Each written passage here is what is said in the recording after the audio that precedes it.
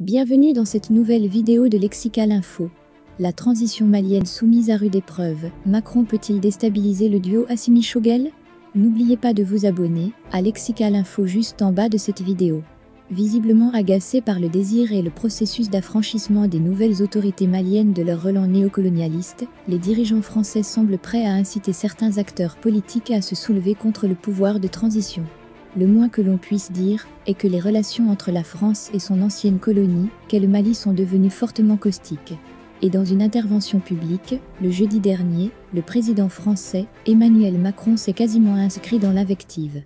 Dans ce que j'attends, c'est que le processus électoral soit fait, que ceux qui sont là par le fruit d'un coup d'État respectent la vie démocratique et arrêtent de mettre en prison les dirigeants politiques.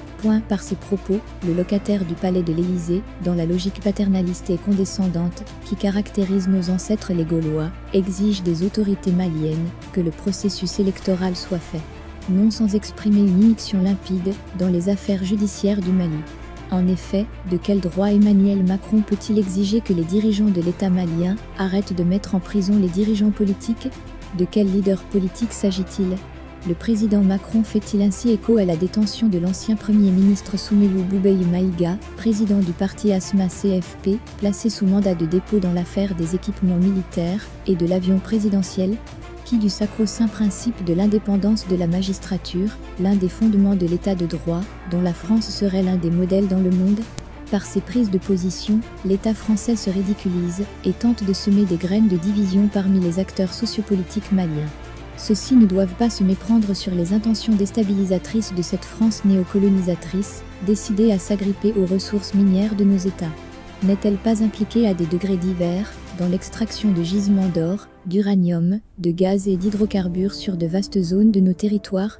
Les vastes étendues désertiques du territoire malien ne sont-elles occupées par des forces et experts et techniciens miniers français pour en tirer les ressources devant approvisionner l'industrie des bords de la Seine? Sinon, pourquoi Paris s'agiterait tant dans la perspective d'un accord de partenariat militaire avec de supposés mercenaires russes? Ces agitations trahissent Paris, dont le leitmotiv demeure le credo de Nicolas Sarkozy selon lequel la France n'a pas d'amis, elle n'a que des intérêts. Lesquels intérêts sont fortement menacés par le projet des autorités maliennes d'aller à une diversification des partenaires internationaux du pays dans le cadre de la lutte contre le terrorisme. En outre, comment Paris peut-il occulter les réalités politico-sécuritaires du Mali pour enjoindre aux autorités de transition, dont il déclare la légitimité nulle, d'aller le plus rapidement possible aux élections?